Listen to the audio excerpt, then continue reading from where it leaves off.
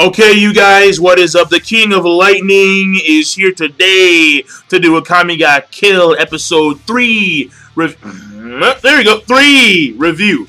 Now, of course, the episode link is going to be in the box below on Crunchyroll.com. This week's episode, mine! It's Tatsumi pairing up with mine, and him going on 2 missions. One is more of a group thing, and the other one at the end is more or less, I'm going to guard mine and make sure she gets back to the rendezvous point safe and sound.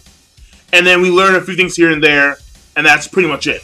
So, first of all, mine, confirmed Tsundere. Episode 2, since she wasn't a focus, we didn't get to see much of mine, but now we see mine, her personality, Tsundere, easy. She is Ting Tatsumi, the punches, the kicks, and she reminds me of that one girl. I forgot her name. Right here. Bam. From High School of the Dead. I forgot her name. Even the same hairstyle.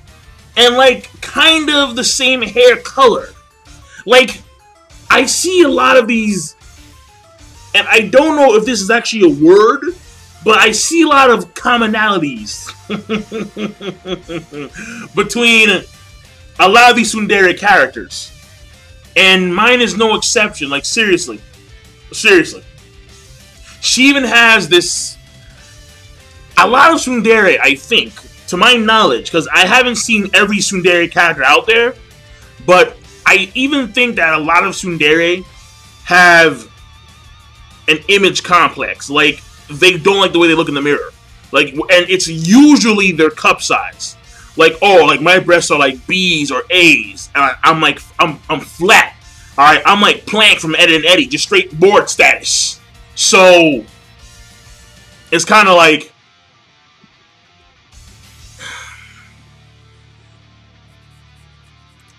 the Japanese anime industry are clearly pushing some type of message out there to the viewers of their products. That's what, let me keep it like that, okay? Let me keep it real fucking simple. Let me not get too deep into that.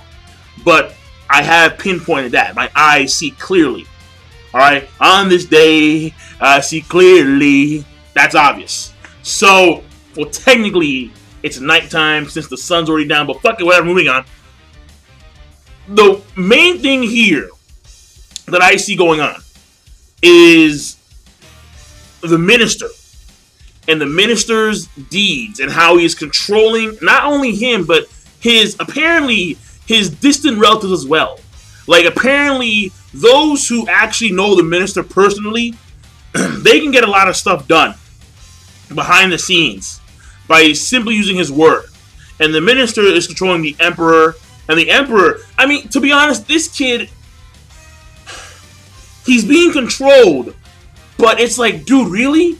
Like, when he read out that when this guy, I don't know who he was, some random dude, and then he walks up, bows down, and then he lists out his crimes for speaking against my rule and hindering government progress, sentenced to death.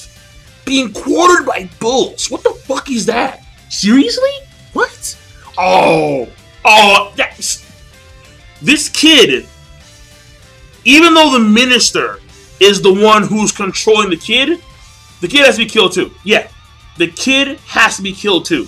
Because I think at this point in time, because the minister is always there around him, almost as if like the minister's evil is like infecting the kid. And at this point in time, the infection may be too strong and probably kill. Yeah, so at the end of all this, we may have to see a new emperor being put on the throne. Because this kid, there's no way in hell. No. You can't leave that guy. There's no way you can leave that guy there. Fuck no. So, some crazy shit. That's crazy. And then we found out a few things here and there. So, what I'm saying all now, basically, is the culmination of story progression. Then there are a few things here and there that involve the Imperial Arms. Now, Bulaut has one. I think Shele, she has one too. Like some scissor blade on some Ryuko type shit. And then I don't think it has any powers to cut light fibers. I don't know about that. Alright? Fucking summoning Ragyo and shit, like, yeah! I'm like, whoa, Ragyo, chill, but whatever, moving on. Then we have, of course, Mine, one of the prima characters in this episode. And I think Akame has one too. I think her sword is an Imperial arm. Like, whenever it cuts you, like, depending, well, I don't know if the wound being deep enough has any relevance to the curse, but it can curse you. And, like, it affects basically heart attack right then and there, pretty much, I assume so. But regardless of that, apparently, the main thing here is Mine's Imperial arm, which she calls Pumpkin. And Pumpkin apparently can tell whenever Mine is in a pinch. So, the more dangerous, or I should say, the greater the pinch, the more destructive power Pumpkin gets. I don't know how that works, but the Imperial arms are ancient and they've been made in some special way. So this may play some greater relevance later on in the story, and it probably will. I don't see why not.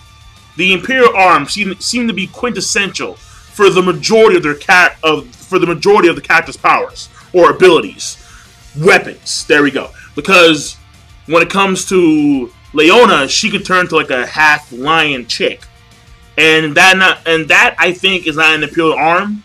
That's not confirmed or not. Then of course you have Tatsumi has a sword. His sword may be special in some way, but I don't think so. Then you have Bulaut, which I'm pretty sure his armor and spear are both an Imperial arm, since he was formerly an Imperial soldier, obviously. Then you have the kid with the strings. I can't say his name. Fuck it, whatever. Kid with the strings. His strings may be an Imperial arm as well. Don't know. It's very possible. But that being said, and even the boss's artificial arm. But it was pretty cool finding out more about the Imperial arms and their significance to the overall story. And they complete 2 missions. Or 2 tasks. The first one being assassins near their hideout. They take them out, and you see the coordination between the Night Raid members. You get to see Mine and Shayla coordinate. You get to see, well, Akame on her own cuts these guys easy peasy lemon squeezy. Then you have Tatsumi kind of team up with Bulaut, and Tatsumi does this thing, kill 2 guys. Bulaut eviscerates. He eviscerated these dudes. These dudes were circling around, doing the Shinobi Dork run, like, yeah, we're coming for you. And then jump. Oh, Bulaut. Yeah. Fucking stanced up and shit. I'm like, shit. He eviscerated him. There are no bones, no organs, nothing. Just straight up random blood. I'm like, jeez. Mincemeat. So, Bulaut, very effective. Obviously, duh. Super effective. Then you have Mine. She has her pumpkin, kills one guy, blows him up, you know, so on and so very easy. The second mission, a little bit harder since you had some of these dudes. Apparently they were martial artists, and this may because my thing here is that I'm pretty sure that the Imperial capital, they have strong dudes. In fact, the end of the episode ends off with a person who appears to be, I don't know if he's an assassin or not, but he's some dude who appears to be quite powerful. And he kills 2 guards. That means that this guy has no affiliation with the actual Imperial capital soldiers themselves. Or the minister. Or the emperor. Probably not. I don't see that. If you kill 2 guards, odds are you're not working for them. But this guy has an interest in Akame for some odd reason. So whoever this guy is, don't know his shtick, but my point here is that when it comes to the minister and the emperor specifically, and higher up people within the Imperial capital, I think that, yeah, I think that they probably have very powerful guards. More or less guards that can compete with the Night Raid members. Because depending on how strong their Imperial arm is and like their skill set, because you have these guys, these martial artists who were defending the distant relative of the minister, I forgot his name, Io something, whatever his name is, I don't know. And even though they failed because he was sniped, they were able to apparently give the Night Raid members a tough time or a decent fight, which makes sense because they are honed martial artists. And this may mean that if you go and this was a distant relative of the minister. So if you're going technically closer and closer and closer to the minister, odds are the more powerful individuals are going to be protecting him and the emperor. So that's that right there. But overall, the animation, it was good, liked it a lot. The pacing, it's fast, and this people always want to people always want to know why. Well, how do you tell if the pacing is fast or not? And a lot of times I tell via the dialogue speed, how much ground they cover, via how much they skip. For example, when it came to Blau, and after he destroyed these guys that were jumping on him, sounds kind of weird. Moving on, you see Tatsumi look on with shock, and then the next scene you see Blau a second later, he's already removed, or his Incurcio, I think it's called, armor is already disengaged. And then the members of the Night Raid, who were some distances away from each other, are already next to Blau.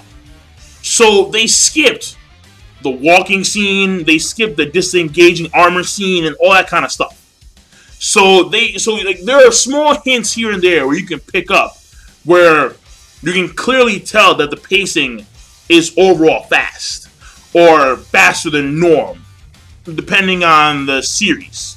Then, when it comes to character development, you have a little bit of mine. And we get to find out that her childhood wasn't exactly like the best childhood. And we get to find out that she's a Tsundere. And finally, I did call this. I called this last episode review. Mine probably has the hots for Tatsumi. And she does. Because when Tatsumi is talking about moving forward, after they went on this whole shopping spree, on a fuck mission, my ass, and he's talking about moving forward for Sayo and Ieyasu, she is looking back at him and she's blushing. I'm like, yep. She has the hots. She has the hots for Tatsumi. So, I call that shit, man. I'm on the money. Swish. Nothing but nets. So I'm done. Overall, episode rating is going to be a great, and I will see you guys later. King Lightning, rate the video, comment, subscribe. Peace! Have a nice day.